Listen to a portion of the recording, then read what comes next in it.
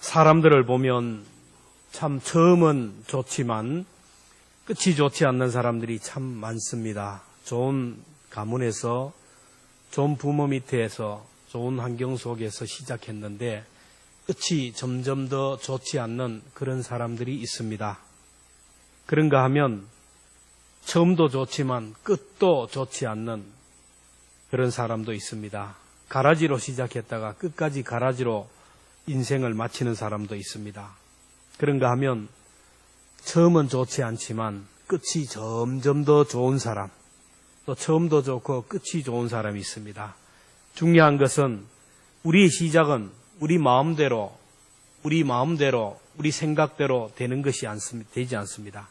시작은 비록 미약하고 시작은 부족하지만 끝은 내 의지로, 내 믿음으로 열어갈 수가 있고, 그래서 끝이 좋은 것은 그 사람 책임이라는 겁니다.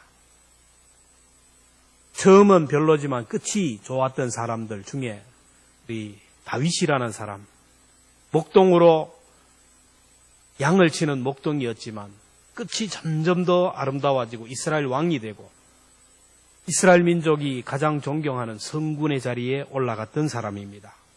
바울도 처음에는 교회를 핍박하고 성도들을 핍박하는 그런 사람이었지만 주님을 만나고부터 점점 더 삶이 아름다운 삶이 되고 교회사의 길이 빛나는 인물이 되었습니다. 사람은 끝이 좋아야 되고 마지막이 좋아야 됩니다. 인간관계도 갈수록 더 아름다워야 되고 가정도 가나 혼인잔치의 그 가정처럼 처음보다 점점 더 포도주를 내는 믿음의 가정이 되어야 되고 교회도 점점 더 믿음의 명문 교회가 되어야 되고 오고 싶은 교회, 머물고 싶은 교회, 함께하고 싶은 교회가 되어야 됩니다. 하나님의 소원은 저와 여러분들이 유종의 미를 거두기를 원하고 처음보다 끝이 좋아지기를 원하십니다. 욥기 8장 7절에 보면 내 시작은 미약하나 내 나중은 심히 창대하리라. 학계 2장 9절에 보면 그 이전에 나중 영광이 이전 영광보다 크리라. 여호와의 말씀이니라. 이사야 60편 21절에 보면 그 작은 자가 천을 이루겠고 그 약한 자가 강국을 이룰 것이라. 원하기는 저와 여러분들의 인생이 우리의 가정과 우리 교회가 처음보다 점점 더 나아지는 아름다운 교회, 아름다운 가정, 아름다운 성도가 되기를 주님의 이름으로 축원합니다. 그러면 어떻게 하면 끝이 아름다운 사람, 끝이 좋은 사람이 될 수 있을까요? 첫째는 하나님의 권유를 들어야 됩니다. 책을 많이 읽은 사람, 좋은 정보를 많이 가진 사람은 좋은 선택을 하고 좋은 결정을 하기에 끝이 좋아집니다. 근데 세상에서 가장 좋은 정보, 세상에서 가장 좋은 지혜는, 완벽한 지혜는 하나님의 말씀인 줄로 믿습니다. 예레미야 선지자는 하나님의 권유를 온전히 받으며 사역했습니다. 7절에 보면 여호와여 주께서 나를 권유하심으로 내가 그 권유를 받아 싸우며, 예레미야 선지자는 하나님의 말씀이 권유할 때 그 권유를 온전히 받았고 그 말씀에 순종함으로 인하여 끝이 아름다웠습니다. 그래서 예레미야는 하나님의 백성들에게 눈물로 간곡하게 호소합니다. 너희들은 하나님의 말씀을 듣고 순종하라고, 하나님의 권유를 받고 사는 길이 살 길이라고. 너희들이 회개하고 돌이키면 살 길이 열리지만 회개하지 않으면 적들이 침략해서 나라를 잃고 가족을 잃고 바벨론의 포로로 잡혀가서 70년 동안 고통을 당할 것이라고 했습니다. 그리고 바벨론이 침략해올 때 대항하지 말고 조용히 하나님의 징계를 받아라. 바벨론은 하나님의 징계의 막대기니 그 징계를 받고 저항하지 말고 회개하라. 그리고 인내하고 회개하면 내가 그 사람들을 통하여 나라를 세우겠다고 했습니다. 그런데 그들은 회개하지 않았습니다. 하나님의 말씀을 전하는 선지자들을 핍박했습니다. 예레미야 20장 2절 같이 봅니다. 시작. 이에 바수울이 선지자 예레미야를 때리고 여호와의 성전에 있는 베냐민 목에 세우는 나무 고랑으로 채워 두었더니, 바수훌은 성전 질서를 책임지는 사람이고 성전 경비 대장입니다. 그 제사장인데 이 사람이 예레미야 선지자를 체포해서 때리고 날카로운 나무칼에 채워서 억어시켰습니다. 멀쩡한 나라가 왜 이방 나라에게 멸망을 당하느냐? 왜 전쟁이 일어나느냐? 재수없는 소리를 하느냐? 전쟁이 일어나면 나가서 싸워야 되는데 어떻게 잠잠하고 항복하라 하느냐? 예레미야를 고문하고 핍박하고 가두었어요. 예레미야는 하나님의 말씀 권유를 받아들이고 순종해서 말씀을 전했는데 돌아온 것은 모욕과 수치와 고난뿐이었습니다. 8절에 보면 내가 말할 때마다 외치며 파멸과 멸망을 선포함으로 여호와의 말씀으로 말미암아 내가 종일토록 치욕과 모욕거리가 됨이니이다. 하나님의 말씀을 듣고 순종했으면 그 말씀에 순종하는 사람이 많아야 되는데 예레미야는 치욕과 모욕을 당하고 조롱을 당했어요. 근데 그 끝이 어떻게 되었다고 했나요? 13절에 보면 여호와께 노래하라. 너희는 여호와를 찬양하라. 왜 여호와를 노래하며 여호와를 찬양하라고 했습니까? 가난한 자의 생명을 행악자의 손에서 구원하셨습니다. 하나님의 말씀에 온전히 순종하고 하나님의 권유를 받아들인 그 예레미야에게 있는 치욕과 모욕거리를 하나님께서 한순간에 해결해 주시고 결국 예레미야를 존귀한 자리에 세웠다라는 겁니다. 그렇습니다. 하나님은 저와 여러분을 사랑하셔서 우리에게 좋은 것을 주시기를 원하고 우리의 미래가 점점 더 아름다워지시기를 원하십니다. 그래서 우리 시마다 때마다 우리에게 말씀합니다. 기록된 성경 말씀을 통하여 때로는 선포되는 하나님의 말씀을 통하여 우리에게 말씀합니다. 하나님이 우리에게 말씀하시고 권유할 때 그 말씀을 받아들이고 순종하는 사람은 끝이 아름다워질 줄로 믿습니다. 당장 하나님의 말씀을 받을 때 부담이 됩니다. 이 말씀에 순종하면 고난이 오는 것 같고 손해가 오는 것 같고 미래가 불안한 것 같지만은 그러나 그 끝은 하나님이 보장하기에 형통하게 됩니다. 하나님의 권유를 받았다고 그랬는데 권유라는 말은 히브리 말로 파다라는 말이에요. 이 말은 유혹하다, 설득하다, 건면하다라는 말이에요. 아이가 아프면 약을 줘야 돼요. 주사를 놔야 됩니다. 그럼 아이가 안 맞으려고 그래요. 그러면 어떻게 합니까? 강제로 붙들고 약을 먹이거나 강제로 붙들고 주사를 놔면 이 아이가 심리적으로 문제가 생겨요. 그래서 아이를 꼬시죠. 이 약을 먹으면 안 아파. 그리고 엉덩이에 주사를 놓기 전에 그냥 찌르지 않잖아요. 탁 때려가지고 신경을 다른 데 놓고 탁 주사를 넣잖아요. 사탕을 주면서 이 약 먹으면 이 사탕 줄게. 아이를 유혹합니다. 설득합니다. 왜? 아이를 사랑하기에, 아이를 살려야 하기 때문에 그래요. 하나님이 오늘 말씀을 통하여 우리를 유혹하고 설득하고 권유할 때가 있어요. 알아듣기 쉽게 설명을 합니다. 예를 들어서 설명합니다. 근데 그것을 받아들이는 사람이 복 있는 사람입니다. 하나님의 권유에 넘어가는 사람, 하나님의 유혹에 넘어가는 사람이 끝이 아름다워요. 하나님의 권유에 순순히 넘어가는 사람을 보면 어린 나이와 같아요. 어린 나이는 순순히 넘어오고 유혹하면 넘어옵니다. 마찬가지로 하나님이 오늘 우리에게 말씀으로 권유하고 말씀으로 유혹을 할 때 어린 나이와 같이 순진하게 넘어가는 사람이 천국에 가게 되고 끝이 아름다워진다. 너무 똑똑한 사람, 너무 머리를 굴리는 사람, 너무 계산기를 두드리고 데이터를 들이대는 사람은 절대로 순종하지 못해요. 너무 똑똑해서 하나님의 설득에 넘어가지 않고요. 너무 많은 게 많아서 하나님의 말씀에 넘어가지 않아요. 똑똑한 사람이 여러분 사탄의 유혹에 넘어갑니다. 사울 왕을 보세요. 처음에는 겸손해가지고 어리한 나이와 같은 마음으로 하나님의 말씀에 순종하니까 하나님이 왕의 자리를 줬어요. 왕이 되고 나니까 사울이 한 번 말하니까 천하가 움직이고 백성들이 움직이게 되니까 자기가 왕의 자리에 올라가는 거예요. 내 마음대로 내가 말하는 대로 다 되는구나. 내가 마음 먹는 대로 되는구나. 사탄이 그 순간 사울 속에 자기 의의를 빠지게 했어요. 사울이 자기 의의에 빠지게 되는 거예요. 인본주의에 빠져요. 내 생각, 내 감정, 내가 최고라고 생각하고 자기 멋대로 하나님의 권유를 버려버리고 말씀을 버리고 자기 뜻대로 했어요. 사울이 하나님의 권유를 버리고 하나님의 말씀을 버리자 하나님이 나도 너희를 버린다고 했어요. 사무엘상 15장 23절 같이 봅니다. 시작. 왕이 여호와의 말씀을 버렸으므로 여호와께서도 왕을 버려 왕이 되지 못하게 하셨나이다. 여러분, 우리가 말씀을 거부하고 말씀을 버리는 것은 하나님을 버리는 거예요. 심판한다는 것이 아닙니다.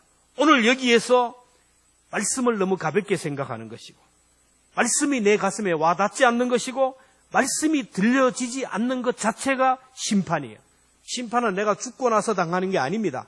오늘 여기에서부터 심판이 된다라는 거예요.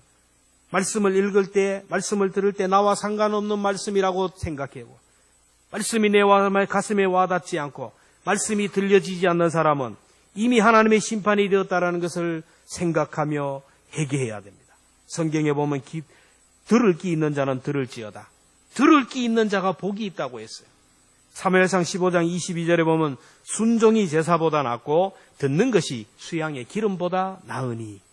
여러분, 하나님의 말씀이 들려지는 것이 얼마나 귀한지 몰라요. 이 시간 저를 쳐다보지만은 말씀이 들려지는 사람이 있는가 하면 몽롱하게 말씀이 들려지지 않는 사람이 있어요. 들려지지 않는 것이 심판이에요.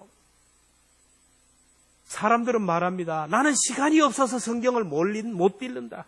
눈이 아파서 성경을 못 읽는다. 천만의 말씀이에요. 지금 사탄이 성경을 읽지 못하게 방해하기 때문에 우리의 눈을 자꾸 TV로, 세상으로 자꾸 다른 곳으로 가게 하는 거예요. 내가 안 읽는 게 아니고 사탄이 그렇게 못하게 하는 거예요. 사람들은 얘기합니다. 피곤해서 졸려서 말씀이 들리지 않는다고. 목사님의 설교가 은혜롭지 못해서 졸린다고. 말씀이 들려지지 않는다. 물론 그럴 수도 있어요. 그러나 사탄이 말씀을 지금 듣지 못하도록 지금 방해하고 있기 때문에 온갖 잡생각을 집어넣고 우리로 하여금 말씀이 들리지 않게 해요. 목사의 권위를 떨어뜨려서 말씀이 들리지 않게 하는 거예요. 여러분, 이단이 뭡니까? 끝이 다르다는 말이에요. 이단에 빠지면 시작은 그럴듯하지만 끝이 달라요. 끝이 가정이 파탄이 되고 부부관계가 깨어지고 개인의 삶이 불행해집니다. 그런데 이단들이 하나같이 얘기하는 게 뭐냐면은 기존 교회 목사들을 욕을 하는 거예요. 목사의 권위를 떨어뜨립니다. 목사의 설교를 듣고 그 설교에 대한 권위를 떨어뜨려서 말씀으로 들려지지 않게 하는 거예요. 그래서 우리는 하나님 앞에 설 때마다 예배 시간에 제일 먼저 와서 뭘 해야 되면 오늘 주시는 말씀이 무엇인가를 성경을 찾고 읽고 또 읽고, 그리고 이 설교 시간에 하나님의 말씀으로 받게 해달라고, 말씀을 받기에 부족함이 없는 옥토가 되게 해달라고 기도해야 돼요. 말씀이 들려질 때 사탄 마귀가 이 말씀을 먹지 않게 하시고 내 마음이 옥토가 되게 해달라고 기도해야 돼요. 그리고 말씀을 듣기 위해 부단히 노력해야 돼요. 여러분, 설교 시간이 사탄 마귀가 가장 강력하게 역사하는 시간입니다. 그래서 우리가 설교를 듣는 훈련을 해야 돼요. 듣는 훈련. 집중하는 훈련을 해야 돼요. 그래서 제가 얘기하잖아요. 설교 시간에 졸리면 뒤에 가서 서 있어요. 서서라도 들어야 됩니다. 그리고 설교 시간에 졸리면 이 설교를 받아 써가지고 내가 다른 사람한테 다시 한번 전한다는 생각으로 받아 쓰는 훈련을 해야 돼요. 설교 듣는 훈련이 필요해야 됩니다. 자세부터 중요해, 자세. 오늘 하나님이 지금 나에게 말씀하시는데 하나님 앞에서 내가 하나님의 음성을 듣는다는 자세로 서면 다른 자세로 설 수밖에 없어요. 그리고 설교 시간에는 눈을 뜨고 집중해서 봐야 돼요. 눈을 감고 있으면 나도 모르게 잡념에 빠지게 되고 졸음에 빠지게 돼요. 묵상이 아닙니다. 설교 듣는 훈련을 해야 돼요. 그리고 하나님이 지금 나를 사랑하셔서 지금 나에게 주시는 말씀으로 받아야 돼요. 이거 아내가 들어야 될 말씀이에요. 누가 들어야 말씀이 아니에요. 하나님이 나에게 주시는 말씀으로 받아야 돼요. 이 듣는 마음을 구하는 것, 이게 얼마나 중요한지 몰라요. 솔로몬이 왕이 되고 나서 기브온 산당에 올라가서 1000번제를 드리자 하나님이 뭐라고 합니까? 내가 너에게 뭘 줄까? 그때 솔로몬이 무엇을 구했는지 아십니까? 사람들은 지혜라 그러는데 그게 아니에요. 열왕기상 3장 9절 말씀 같이 봅니다. 시작. 누가 주의 이 많은 백성을 재판할 수 있으리까? 듣는 마음을 종에게 주사 주의 백성을 재판하여 선악을 분별하게 하소. 지혜가 뭡니까? 듣는 마음입니다. 하나님의 말씀을 듣는 마음을 달라고. 하나님의 말씀을 말씀으로 받게 해달라고. 지극히 작은 자의 신음소리를 들을 수 있는 길을 달라고. 사람들의 말을 들을 수 있고 자연의 소리를 들을 수 있고 하나님이 모든 것들을 나에게 말씀하실 때 그것을 들을 수 있는 마음을 달라고 기도했어요. 듣는 마음이 지혜고 그 지혜의 마음에 순종하는 사람이 결국 처음보다 나중에 점점 더 나은 삶이 될 줄로 믿습니다. 오늘 여기서 말씀에 순종하면 안 되는 것 같아요. 내가 손해보는 것 같습니다. 그러나 결국에는 잘 되게 되고 더 나중에 더 창대하게 된다는 것을 기억하며 하나님이 말씀으로 우리를 권유하고 설득할 때 제발 어린 나이처럼 아멘으로 받아들일 수 있는, 오늘 장로님 기도하신 것처럼 말씀을 들을 수 있는 옥토가 되기를 기도할 수 있는 저와 여러분 되기를 축원합니다. 둘째로 끝이 좋아지기 위해서는 열정이 있어야 돼요. 열정. 여러분 기계가 돌아가고 자동차가 움직이기 위해서는 엔진에 불이 붙어야 됩니다. 아무리 좋은 엔진이 있고 아무리 좋은 자동차가 있어도 엔진에 불이 붙지 않으면 움직일 수가 없어요. 제가 학교 다닐 때 이걸 얼마나 외웠는지 지금도 막 생각이 나요. 여러분 기계가 움직이는 원리가 알잖아요. 흡입, 압축, 폭발, 배기 다 들어보셨죠? 하도 많이 외워가지고. 흡입, 압축, 폭발, 배기. 여러분 기계의 엔진에 공기가 흡입이 됩니다. 그리고 에너지가 연료가 흡입이 돼요. 그리고 압축이 돼요. 거기에 뭘 붙입니까? 불이 들어가는 거예요. 자동차 키로 팍 스파크를 붙이면 거기서 폭발이 일어나는 거예요. 불이 붙이면서 폭발이 일어나면 이 폭발이 일어나면 이게 얼마나 강력한 힘이 생깁니까? 이때 이걸 그냥 배기 탁 열어버리는 순간 이 힘이 나가면서 피스톤을 움직이는 거예요. 그래서 피스톤이 움직이면서 자동차가 움직이고 기계가 돌아가는 거예요. 여러분 아무리 좋은 자동차의 기계에 연료가 들어가도 다 돼도 여러분 엔진에 스파크가 불이 안 들어가면 자동차는 움직일 수가 없어요. 오늘 사람이 아무리 건강한 사람이고 많이 배운 사람이고 똑똑한 사람이라 하도 그 속에 성령의 불이 들어가지 않으면 절대로 그 사람은 천국에 들어갈 수 없습니다. 비록 우리에게는 부족한 것이 많지만 그러나 우리 속에 성령의 불이 들어가면 이 불로 우리는 저 천성을 향하여 거침없이 들어가게 될 줄로 믿습니다. 목사가 열정이 있으면 교회가 부흥합니다. 열정이 있는 성도들을 만나면 교회는 날개 다친 듯이 비상을 합니다. 중심에 불이 붙으면 물불을 가리지 않아요. 예레미야가 하나님의 말씀에 순종했는데 돌아오는 것은 저항밖에 없어요. 있는 그대로 하나님의 말씀을 전했는데 아멘 맞습니다 하고 순종하고 수용하고 했는데 백성들은 떼를 지어 달려들어서 예레미야를 향하여 돌을 던지고 욕을 하고 저주하고 비방을 합니다. 온갖 모욕과 멸시를 하면서 예레미야를 피박하는 거예요. 이때 예레미야는 생각합니다. 내가 왜 하나님의 말씀을 전하고 이렇게 피박을 당하느냐? 내가 이런 모욕과 멸시를 받으면서까지 하나님의 말씀을 전해야 되느냐? 하나님 나는 싫습니다. 다른 사람 찾아보십시오. 나는 못하겠습니다. 많은 목회자들이 이 예레미야의 심정을 이해한다라는 거예요. 하나님의 복음을 위하여, 하나님의 복음을 전하기 위하여, 성도를 사랑하기 위하여, 교회를 섬기기 위하여 복음을 전하는데 왜 이렇게 피박을 당하고 고난을 당하고 어려움을 당해요? 왜 사람들이 중상모략을 하고 힘들게 하나요? 이 교회마다 목사님들이 너무너무 힘들게. 이 시대뿐만 아니라 사도 바울이 살았던 시대도 마찬가지예요. 사도 바울이 무슨 살인을 했나요? 성도들에게 뭐 거짓 이단을 전했나요? 근데 사도 바울을 죽이지 않으면 먹지 않겠다고 하는 사람이 40명이었어요.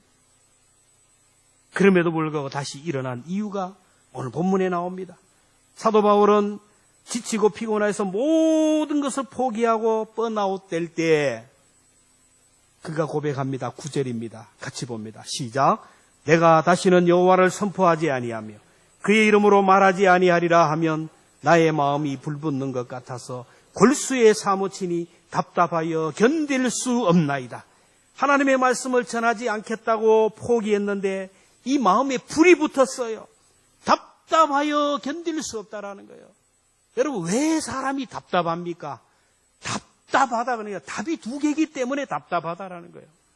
여러분 이것도 맞는 것 같기도 하고 이것도 맞는 것 같기도 하고 세상 살아가다 보니까 세상 사람들이 얘기하는 세상 논리도 맞는 것 같고 교회 와서 말씀을 들으니까 이것도 맞는 것 같고 이렇게 해야 되나 저렇게 해야 되나 그러니까 답답한 거예요.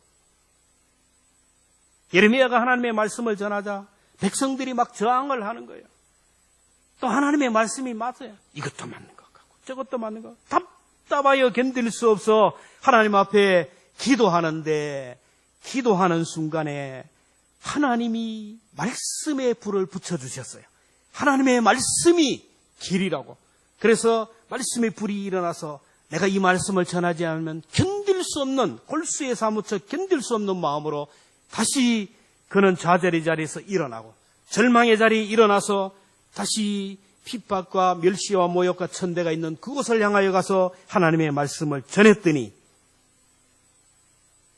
그의 길이 하나님께서 형통의 길로 인도했습니다.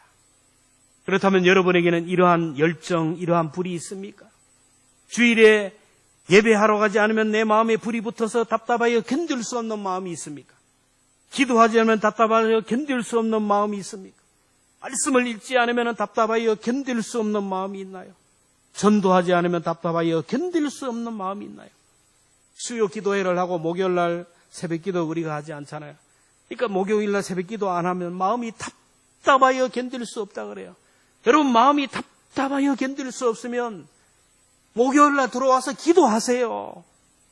문을 열고 와서 기도하면 되잖아요. 교회는 항상 열려 있어요. 주님은 말씀합니다. 계시록 2장 4절 너를 책망할 것이 있나니 너의 처음 사랑을 버렸느니라. 우리가 주님으로부터 책망받을 것은 열정이 식어져 버리는 거예요. 계시록 2장 5절에 그러므로 어디에서 떨어졌는지 생각하고 회개하여 처음 행위를 가지라. 만일 그리하지 아니하고 회개하지 않으면 내가 내게 가서 내 촛대를 그 자리에서 옮기리라. 열정이 사라지고 움직이지 않으면 하나님께서 촛대를 옮긴다라는 거예요. 이름값을 못하고 자리값을 못하고 나이값을 못하면 하나님이 사명을 거두어버리고 옮긴다는, 촛대를 옮긴다라는 말은 지옥 간다는 게 아닙니다. 하나님이 더 이상 나를 쓰시지 않는다라는 거예요. 이 마이크가 쓰임받을 때 귀한 것이지 이게 고장이 나면 쓰지 않는 거예요. 그냥 폐기 처분하고 새로운 게 들어옵니다. 오늘 내가 아니라도 하나님이 쓰는 사람은 깔렸어요. 오늘 내가 쓰임받는다는 자체가 얼마나 감사한지 생각하고 그 자리에 죽으면 죽으리라는 각오로 사명을 감당해야 됩니다. 근데 자꾸 내가 몸이 아프고 내 몸이 어떻고 자꾸 핑계로 하면서 사명의 자리에 멀어진다면 하나님이 촛대를 옮기시는 거예요. 더 이상 안 쓴다라는 거예요. 오늘 내게 건강이 있고 생명이 있고 내가 오늘 숨 쉬고 있다라는 것, 하나님은 아직도 나를 기대하고 계시고 나를 통하여 이루고자 하는 뜻이 있다라는 겁니다. 그 열정을 회복하면 하나님이 우리를 계속 써주시지만 그럼에도 불구하고 끝까지 그 열정에 불을 붙이지 못한다면 하나님이 마침표를 찍어버리면 하나님이 손을 놓아버리면 우리가 어떻게 되겠습니까? 그래서 날마다 우리 속에 열정을 회복해야 되고 불을 붙여야 돼요. 우리가 열정을 가져야 된다 하니까 사람들은 오해합니다. 인간적인 열정입니다. 누구에게 보이기 위하여 열심히 일하려고, 내가 직분자니까 열심히 일하려고. 인간적인 열심, 인본주의 열심은 본인이 불타 죽고 다른 사람이 힘들어져요. 저는 교회 사역을 하면서 내 인간적인 열심으로 열심을 품을수록 그 사람이 지쳐서 번아웃 되는 걸 봐요. 여러분 성경에 보면 나답과 아비후라는 사람이 있는데 하나님의 성소에서 분향할 때 무슨 불을 사용했습니까? 하나님의 성소에서 불을 분향할 때는 하늘에서 내려온 그 불을 사용하고 그 불을 끄치지 말아야 되는데 나답과 아비후가 게으르게 나태하다가 그 불을 꺼뜨렸어요. 그래서 분향은 하야 하는데 사람이 만든 인간적인 불을 가지고 분향을 하다가 그곳에서 불이 나와가지고 4줄기 불이 확 나와가지고 2줄기는 나답의 코에 2줄기는 아비후의 코에 들어가서 그 불로 인하여 그들이 그 자리에서 즉사했어요. 겉은 멀쩡하지만 속이 완전히 불타 죽었어요.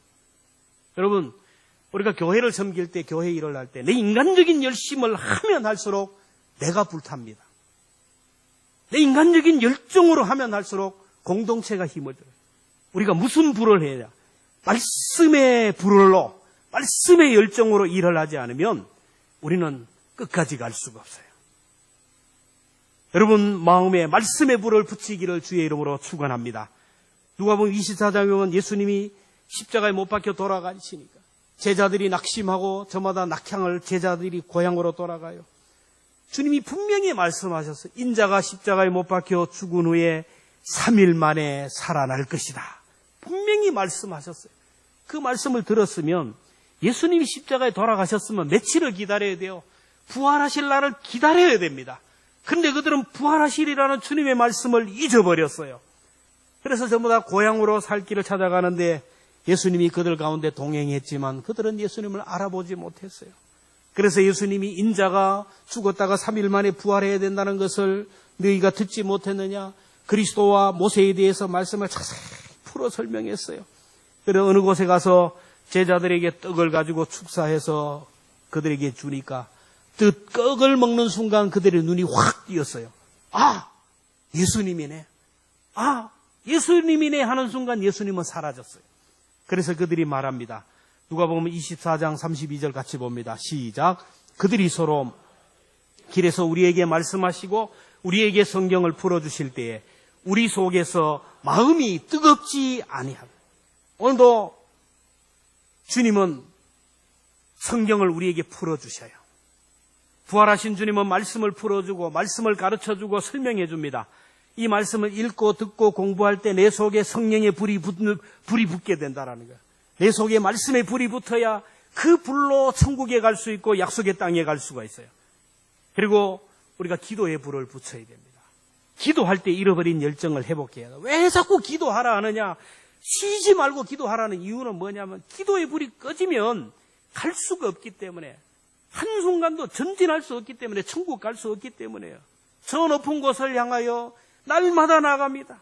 다시금 기도하오니 내 주여 인도하옵소서. 너무 힘들고 너무 지치고 피곤하고 쓰러지기 때문에 다시 기도하고 기도 시간에 불을 받아서 그 불로 전진할 수가 있다는 거예요. 바울이 믿음의 아들 디모데를 보면서 너무 답답했어요. 디모데는 어머니 유니게 외할머니 로이스 밑에서 모태신앙이 모태신앙. 여러분 모태신앙은 좋은 것 같지만 모태신앙이에요. 이것도 못해요. 저것도 못해요. 못해 하는 게 모태신앙이에요. 디모데가 그랬어요. 그래서 바울이 너무 답답해가지고 디모데에게 안수기도를 하니까 디모데 속에 열정이 회복되었어요. 디모데후서 1장 6절에 보면 내가 나의 안수함으로 내 속에 있는 하나님의 은사를 다시 불릴 듯 하게 하기 위하여 너로 생각하게 하노니. 안수하며 기도할 때 디모데 속에 막 불이 일어났어요. 그래서 디모데가 믿음의 아들로 귀한 사명을 감당했어요. 목사가 안수 기도할 때 여러분 그 시간에 하나님께서 회복의 역사가, 하나님께서 치료의 역사를 해주신다라는, 사모함으로 받는 자에게 그런 은혜가 있어요.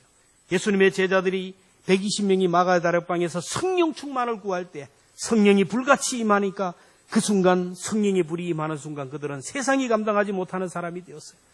성령의 불이 임하기 전에는 제사장이 두렵고 종교 지도자도 두렵고 내가 두렵고 죽는 것이 두려워서 숨어 살았지만 성령의 불이 그들에게 임하는 순간부터는 사람이 두렵지가 않아요. 죽음이 두렵지 않아요. 장작더미에 그냥 스스로 걸어 올라갑니다. 순교의 자리를 그대로 향하여 가는 거예요. 이 속에 성령의 불이 얼마나 강하면 그 불이 죽음의 자리까지 올라가게 하는, 강력한 에너지를 가진, 강력한 열정을, 엔진을 가진 차는 전문 사륜구령에서는 어디든지 갈 수가 있다는 겁니다. 마지막으로 우리가 하나님과 동행하는 자가 되어야 끝이 좋은 사람이 됩니다. 예레미야가 하나님과 동행하며 살자 하나님이 존귀한 자리로, 영광의 자리로 인도했어요. 오늘 11절에 보면 그러하오나 여호와는 두려운 용사 같으며 나와 함께 하심으로 나를 박해하는 자들이 넘어지고 이기지 못할 것이며 그들은 지혜롭게 행하지 못함으로 큰 치욕을 당하리니 그 치욕은 길이 잊지 못할 것이니라. 하나님과 동행했더니 그렇게도 조롱하고 그렇게도 모욕하고 욕하고 죽이려고 했던 사람들이 예레미야 앞에서 거꾸로 나가는 것을 봤어요. 마지막에 웃었던 사람, 최우승자는 하나님과 동행했던 예레미야입니다. 여러분, 우리가 누구와 동행하느냐에 따라서 그 사람의 운명이 달라집니다. 아무리 건의가 떨어진 대통령이라도 대통령과 동행하면 신호등이 바뀝니다. 경호원이 함께합니다. 어디를 가든지 그 지방의 최고의 유지들이 와서 굽신거리며 대접합니다. 우리가 하나님과 동행하면 하늘의 천군 천사들이 우리와 동행하시고 하나님의 영이 우리를 보호해 주실 줄로 믿습니다. 우리는 아무것도 아니에요. 우리 스스로는 천국 갈 수가 없습니다. 여러분, 저도 그렇고 여러분도 죽으면 천국에 못 가요. 근데 천국에 들어갈 수 있는 이유가 뭡니까? 내 손을 붙들고 나와 동행하는 주님 때문인 줄로 믿습니다. 주님이 나와 함께하기에 천국에서 나를 본 것이 아니고 주님을 보고 우리를 통과시키는 거예요. 주님의 의를 보고 통과시키는 겁니다. 사람들은 행복의 길을 찾고 축복의 길을 찾고 영광의 길을 찾고 영원히 사는 길, 천국 길을 찾지만 나 주님이 말씀하십니다. 내가 곧 길이요 진리요 생명이니 나로 말미암지 않고는 아버지께로 갈 자가 없느니라. 제가 수십 년 전에 내비게이션이 시연이 없을 때 지방에 문상을 간 일이 있는데 길을 찾아도 찾을 수가 없어요.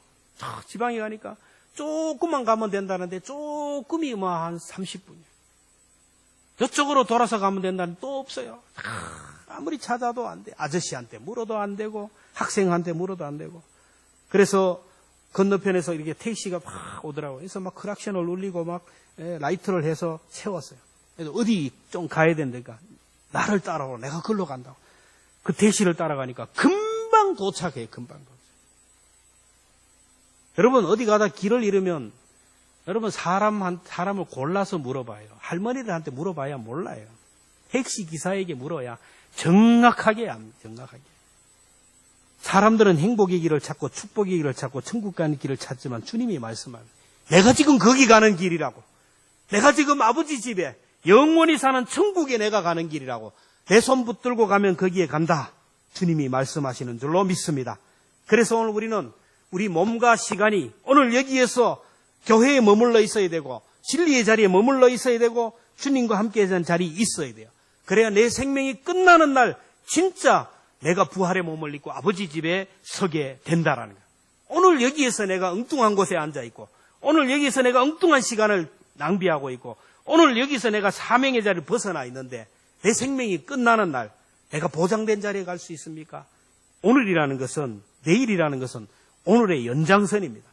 오늘 내가 어떻게 하느냐에 따라서 내일의 길이 밝아지는 거예요. 오늘이라는 시간은 과거에 내가 쌓았던 것을 거두는 겁니다. 오늘 여기서 주님과 동행해야 돼요. 모세가 하나님과 동행했더니 하나님이 그 모세를 적과 꿀이는 광야 그 이스라엘 땅에 들어가게 하시고 만나와 메추라기를 주시고 광야에서 생수를 쏟아지게 했습니다. 한치 앞을 모르는 이 세상입니다. 여러분 얼마나 사건, 사고, 질병이 많은 세상입니까? 얼마나 죽고 죽는 세상입니까? 화재가 나고 교통사고가 나고 온갖 질병으로 죽어가는 이 세상. 여러분 오늘 우리가 이렇게 살아갈 수 있는 이유는 내가 붙들고 있는 예수님, 나와 동행하시는 주님 때문인 줄로 믿습니다. 주님이 우리와 동행하고 내가 주님과 손을 붙들고 있기에 재앙도 넘어가고 질병도 넘어가고 모든 낙들이 다 넘어가고 패스오버 한다라는 거예요. 그 주님 손 붙들고 살아가면 이 험한 세상이 어디 있든지 간에 그것이 나의 안식처가 되고 그것이 나의 피난처가 되고 그것이 나의 평안을 준다라는 거예요. 388장 오늘 우리가 부를 찬송 비바람이 칠 때와 물결 높이 일 때 이 찬송을 지은 사람은 존 웨슬리의 동생 찰스 웨슬리가 썼어요. 웨슬리의 부모님은 웨슬리의 어머니는 믿음의 아들들을 이렇게 믿음으로 양육해서 모두가 그 아들들이 그 영적 부흥 역사의 주역이 되었는데 이 찰스 웨슬리는 요한 웨슬리와 함께 부흥 운동으로 일을 했는데 25만 마일이나 다니면서 4만 회 이상 복음을 전했어요. 여러분 복음 전하는 영적 여정에는 얼마나 사탄 마귀가 역사하는지 모르요. 죽을 위기에 갔지만 수없이 많은 죽음의 문턱에서 그는 구원되었어요. 죽을 병에서도 구원을 받았어요. 수많은 반대파들의 습격을 당했지만 기죽지 않고 사역을 감당했어요. 어느 날 아일랜드의 어느 마을에 집회를 갔다가 반대파 무리들에게 습격을 당했어요. 그 당시 경찰이 있는 것도 아닙니다. 그냥 반대파 무리에게 습격을 당하면 무차별로 죽음을 당해야 됩니다. 갑자기 웨슬리는 도망할 길이 없어가지고 그 농장의 창고에 숨었어요. 보니까 밖에서 아마 이 사람들이 추격해 옵니다. 이제 잡히면 거기서 죽는 거예요. 거기서 비참하게 죽어야 되는 상황입니다. 그때 기도하는데 상상하지도 못했던 일들이 일어나요. 그 농장의 아내가 웨슬리의 손을 탁 잡고 끌고 가는데 아무도 찾지 않는 안전한 곳으로 숨겨두었어요. 웨슬리는 그곳에서 이 찬송을 불렀어요. 비바람이 칠 때와 물결로 피일 때에 사랑 많은 우리 주 나를 품어주소서. 풍파 지나가도록 나를 숨겨주시고 안식 없는 곳으로 주여 인도하소서. 나의 영혼 피할 때 예수밖에 없으니 혼자 있게 마시고 위로하여 주소서. 구주 의지하옵고 도와주신 비오니 할 수 없는 죄인을 보호해 주옵소서. 여러분, 이 찬송을 부르면서 저와 여러분이 예술리의 마음으로 이 험한 세상 정말로 주님의 인도를 받고 성령의 충만함으로 주님과 동행함으로 인하여 점점 더 나은 삶을 살아가고 결국에는 마지막에 천국에서 영원히 기뻐하는 그런 저와 여러분 되기를 축복합니다.